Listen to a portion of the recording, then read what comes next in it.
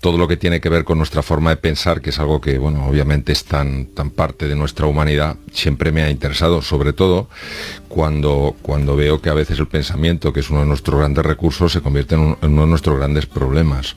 Es impresionante ver cómo podemos quedar atrapados en la duda, en la inseguridad, en la preocupación, en una serie de temores que en realidad son creaciones mentales, y que el problema de este tipo de pensamientos es que no nos dejan decir sí a un montón de cosas que tendrían la capacidad de transformar nuestra vida, que al no poder tener la certeza, la seguridad absoluta de cómo van a evolucionar las cosas, pues tendemos muchas veces más a decir que no que a decir que sí, cuando muchas veces, repito, la oportunidad llama a la puerta y no le hacemos caso, ¿no? Y de hecho, una de las cosas que yo en mi época... Cuando dices, perdona que te interrumpa, Mario, cuando dices que no aprendemos a decir que no, o sea, al revés, que no aprendemos a decir que sí, ¿te refieres a tener un sentimiento positivo ante la vida o te refieres a...? Claro, me refiero a que todos tenemos entornos donde de alguna manera tenemos la sensación que los controlamos, es decir, que hay muy poca incertidumbre,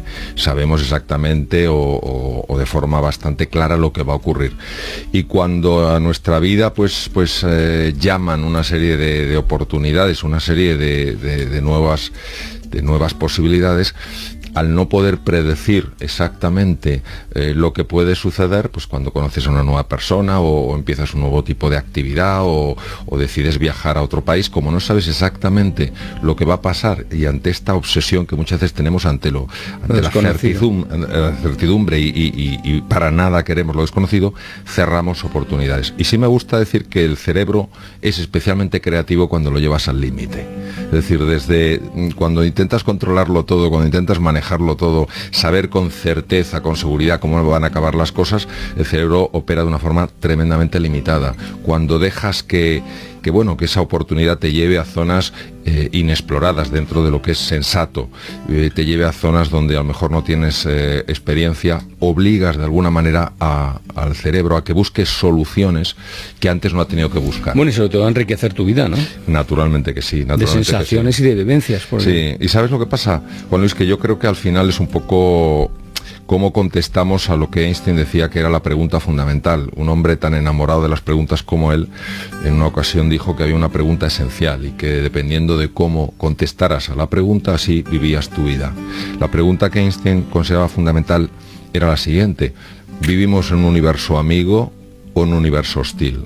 Dice, porque si vivimos en un universo hostil, la mayor parte de las veces diremos que no ante las cosas que aparecen en nuestra vida y que se alejan un poco de nuestra zona conocida, nuestra zona de confort. Si pensamos que vivimos en un universo amigable, tendremos más a decir que sí, dentro obviamente de la sensatez. No vas a decir que sí a una cosa que sabes claramente que te va a hacer daño, ¿no? Tú fíjate que la persona que más experiencia llegó a alcanzar en lo que se llama la tanatología, la ciencia de la muerte, Elisabeth Kubler-Ross, una psiquiatra suiza que fue discípula de Carl Gustav Jung, y que acompañó a muchas personas cuando ya, en su momento final, ¿no?, en situación terminal. Ella decía que lo que más le impresionaba era que aquellas personas en ese momento tan especial de la vida decían que se hubieran atrevido más. O sea, lo que echaban en falta es no haberse atrevido más, no haber dicho sí a más cosas en la vida, haber hecho tal vez demasiados nos en su vida, haber cerrado tal vez demasiadas puertas a la vida, ¿no? Y es verdad que hay veces que dices sí a ciertas cosas y que lo pasas mal por ello, pero ahí es donde tiene que estar la confianza de que al final todo va a salir bien, y si no está saliendo un momento bien es porque todavía no es el final. Entonces esa convicción, ese convencimiento de que la vida está a tu favor, a pesar de que haya momentos en que se pasa muy mal, yo creo que te permite estar mucho más presente, mucho menos en una cabeza que lamentablemente es fuente de un montón de enfermedades, y mucho más en contacto con una realidad que yo creo que a todos, de forma más o menos cubierta, de forma más o menos fácil de ver, nos está abriendo muchísimas oportunidades. De hecho, uno de los temas que a mí más me interesa es la mitología, ¿no? Lo que son las fábulas, las metáforas, etcétera. Y en algo que describía con enorme belleza Joseph Campbell. Pues Joseph Campbell hablaba mucho del viaje del héroe, ¿no? Del viaje del héroe, un poco en lo que tú dices, Juan Luis, ¿no? Es decir, un momento que sientes una llamada a hacer algo distinto, que te da miedo porque no es conocido, es entrar al mundo de la incertidumbre, es el vacío, es el bosque oscuro, es el abismo, y dices sí, y empiezas a encontrarte con una serie de figuras en tu camino, unas que te ayudan y otras que te ponen muchos problemas. Pero en ese proceso de seguir viajando, de no echar para atrás, de no volver al punto de partida, en esa continuación del viaje, empiezas a descubrir cosas en ti, recursos, talentos, capacidades que no sabías que tenías. Y cuando vuelves al punto de partida, el sitio es el mismo, pero tú has cambiado profundamente. Entonces, este concepto del viaje existe en todas las tradiciones de Oriente y Occidente para reflejar efectivamente eso, que estamos en un viaje que se llama vida, y tenemos momentos de mar en calma con un cielo precioso, hay veces en las cuales tenemos que hacer frente a olas muy complicadas y a rocas muy peligrosas, pero que en el fondo, en ese arte de navegar, en ese arte de saber aprovechar cada instante es donde se experimenta la vida. ¿Y se aprende? ¿Se puede aprender a decir que sí? Hay sís sensatos y hay sís insensatos. Es decir, el sí insensato es cuando tú sabes que algo te va a hacer daño o cuando el riesgo es o cuando el riesgo efectivamente extremo, es tan claro y es tan extremo que no vale la pena. Pero muchas veces, fíjate, decimos no a cosas sin tan siquiera haber explorado un poco de qué va el tema, sino que ya es un no. ¿Por qué? Un no porque sí, ¿no? Claro que se puede aprender cuando uno llega sobre todo a lo que me gusta denominar la insatisfacción inspiradora, ¿no?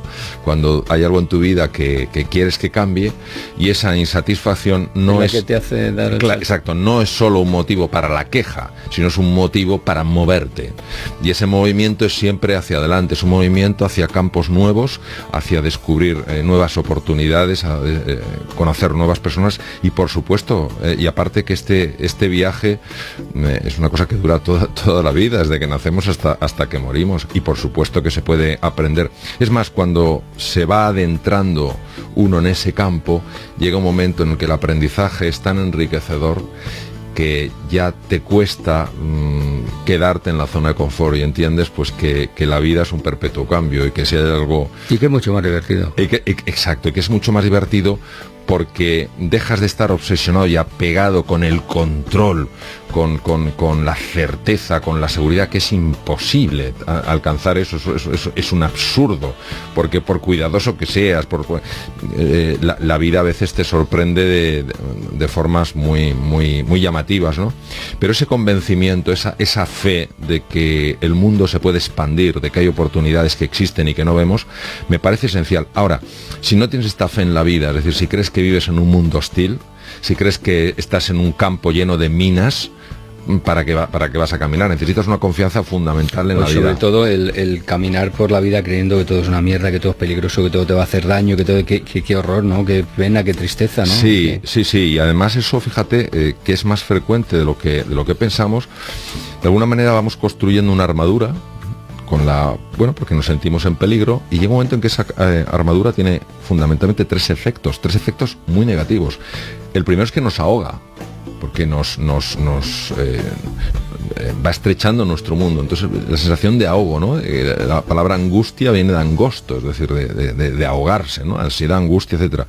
La segunda es que no te deja moverte, porque claro, una armadura, imagínate esas armaduras medievales, prácticamente no te podías ni mover. Y en tercer lugar, que te separa de los demás. Es decir, no vale la pena, sí, estar atentos, sí, ser sensato en la vida, pero no construir esas armaduras pensando que por gruesa que sea vamos a vivir más seguros. No, al final la seguridad es mucho más dinámica que estática. Una narrativa es un relato, es algo que nos contamos, no algo que nos explicamos, sino algo que nos contamos. A nosotros mismos. A nosotros mismos, es algo que contamos a los demás. Son esas historias que a veces son ficciones o a veces son realidades, pero que de alguna manera tienen el poder de evocar en nosotros imágenes, sensaciones y emociones, sean o no ciertas. Esto es importantísimo. De hecho, narrativas que no son ciertas, que no tienen un valor histórico, es decir, que no hay ninguna referencia que muestre que eso ocurrió así, cuando se toman esas narrativas como la verdad, tienen un impacto tan potente como si aquello hubiera sucedido realmente. La potencia de estas narrativas es que afectan directamente al mundo inconsciente, es decir, sin que nos demos cuenta nos está afectando nuestra forma de ver, nuestra forma de sentir, nuestra forma de percibir. Por ejemplo, hay personas que piensan que una negociación es como una guerra. Entonces, ellos utilizan la metáfora, la narrativa de una guerra para aplicarlo al mundo de la negociación. ¿Qué ocurre? Que cuando se sientan a negociar con alguien ya de forma inconsciente, es decir, sin darse cuenta, están viendo a la otra parte como un enemigo.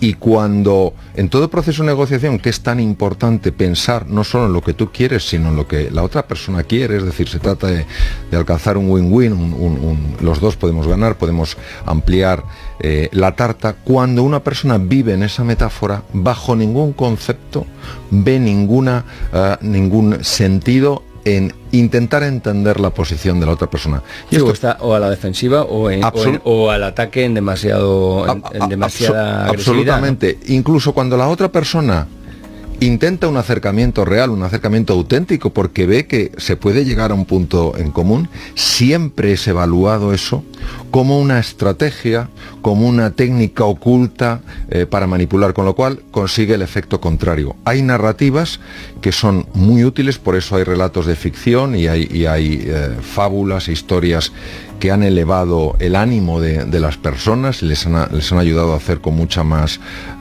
hacer frente a la dificultad con mucho más confianza, con mucho mayor serenidad, y hay narrativas que tienen el efecto contrario.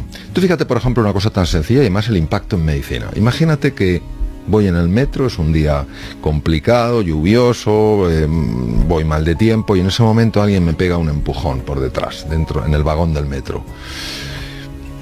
Una de las situaciones que se puede dar perfectamente es que yo me ponga nervioso, me ponga tenso, me suba la tensión arterial, la frecuencia cardíaca se me dispare, respire rápidamente y yo estoy en una posición absolutamente de agresividad contenida. Pero imagínate que yo me doy la vuelta y veo que quien me ha empujado es una persona invidente.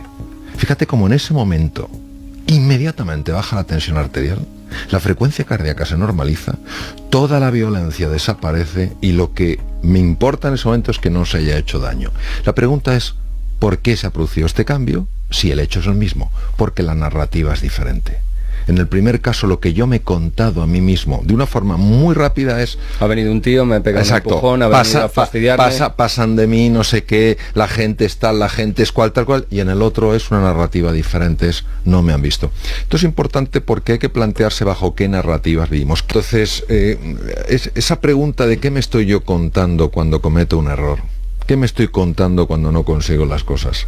¿Qué me estoy contando cuando la vida no está sucediendo de la forma en la que a mí me gustaría? ¿Qué me estoy contando? Pues lo que suele contar el ser humano, por regla general, suele ser argumentos para autojustificar sus acciones, ¿eh? Claro, y fíjate que si eso es si esa es la trampa en la que muchas veces caemos, la propia narrativa que la hemos utilizado para justificar ciertas cosas es luego la que nos atrapa. Porque a partir de ese momento siempre, a modo de disco, haremos sonar el mismo relato y nos volveremos a contar lo mismo. Entonces, es importantísimo este ejercicio sencillo, decir, ¿cómo me estoy contando yo esta situación? ¿Qué me estoy diciendo sobre los demás? ¿Qué me estoy diciendo sobre mí mismo? Tú cambias la narrativa y cambia directamente tu forma de ver a los demás. Cambia tu forma de verte a ti mismo. Incluso cambian aspectos físicos y cambian aspectos de la salud. Por eso es tan importante y son tan importantes narrativas que vienen de la antigua Grecia sobre el tema de la salud.